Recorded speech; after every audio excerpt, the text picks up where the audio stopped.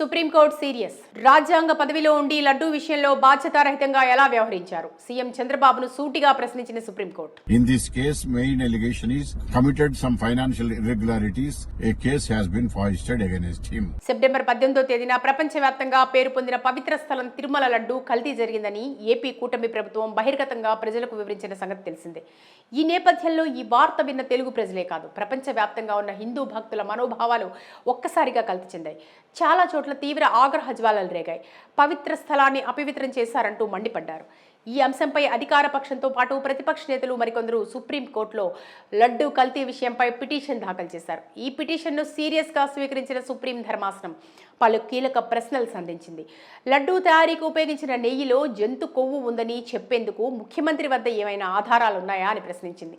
రాజ్యాంగబద్ధమైన పదవిలో ఉన్న ముఖ్యమంత్రి ప్రెస్ ముందు అలా ఎలా మాట్లాడతారని నిలదీసింది. దేవుని దగ్గర పెట్టే ప్రసాదం నాసి రకమైన ఇంగ్రీడియంట్సే కాకుండా ఎనిమల్ ఫ్యాట్ కూడా వాడారని, ప్రమాణాలకు అనుగుణంగా లేని నెయ్యిని వెనక్కి పంపించేశామని, అసలు ఆ నెయ్యిని లడ్డూ తయారీలో వాడనే లేదని టీటీడీఈఓ చాలా స్పష్టంగా చెప్పారని గుర్తు చేసింది. మరి అందుకు విరుద్ధంగా లడ్డూలో కల్తీ నెయ్యి ఉపయోగించారని ముఖ్యమంత్రి రాజకీయ ప్రకటనలు ఎలా చేస్తారని విస్మయం వ్యక్తం చేసింది. అసలు దేని ఆధారంగా నెయ్యి కల్తీ అయినట్టు చెప్తున్నారు? లడ్డూలో కల్తీ నెయ్యి ఉపయోగించారనేందుకు ఆధారాలు ఏంటి అని ప్రశ్నించింది. ఈ రోజు వచ్చిన రిపోర్ట్ లో ఏది అనేది నిర్దిష్టంగా ఇది ఇన్ఫీరియర్ క్వాలిటీ ఉన్నాయి. శ్రీవారి లడ్డూ తయారీలో కల్తీ నెయ్యి వినియోగించారనేందుకు ప్రాథమిక ఆధారాలు లేవని అత్యున్నత న్యాయస్థానం అభిప్రాయపడింది. ఒకవైపు దర్యాప్తు కొనసాగుతుండగా మరోవైపు ఉన్నత స్థానాల్లో ఉన్న వ్యక్తులు రాజకీయ ప్రకటనలు చేయడం సరికాదని స్పష్టం చేసింది. అలాంటి ప్రకటనలు చేయటం వల్ల కోట్లాది మంది ప్రజల మనోభావాలు ప్రభావితం అవుతాయని తేల్చి చెప్పింది.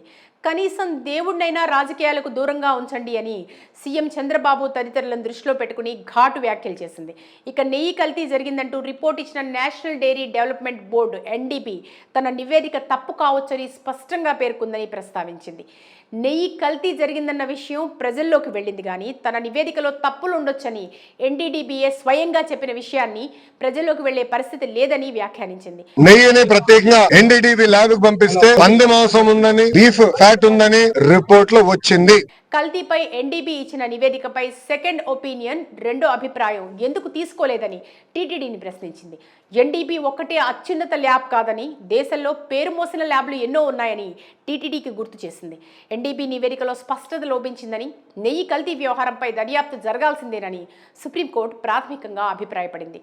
అయితే దర్యాప్తు విషయంలో రాష్ట్ర ప్రభుత్వం ఏర్పాటు చేసిన ప్రత్యేక దర్యాప్తు బృందాన్ని సిట్ కొనసాగించాలా లేక స్వతంత్ర సంస్థ ద్వారా దర్యాప్తు చేయాలా అనే విషయంపై తమకు సహకరించాలని సోలిసిటర్ జనరల్ ఎస్ఏ తుషార్ మెహతాను సుప్రీంకోర్టు ఆదేశించింది.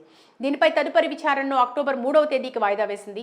ఈ మేరకు సుప్రీంకోర్టు న్యాయమూర్తులు justice Bhushan Ramakrishna Gavai, justice KV విశ్వనాథన్లతో కూడిన ధర్మాసనం సోమవారం ఉత్తర్వులు జారీ చేసింది. మొత్తంగా సుప్రీంకోర్టు సంధించిన ప్రశ్నలకు కూటమి ప్రభుత్వంపై విమర్శలు వెల్లువెత్తుతున్నాయి. చంద్రబాబు అనవసరంగా తొందరపడ్డారని, సున్నితంగా పరిశీలించాల్సిన విషయాన్ని అనాలోచితంగా వ్యవహరిస్తూ ప్రజల మనోభావాలు దెబ్బతీసేలా ప్రవర్తించారని తెలుగు రాష్ట్రాల ప్రజలు అభిప్రాయపడుతున్నారు.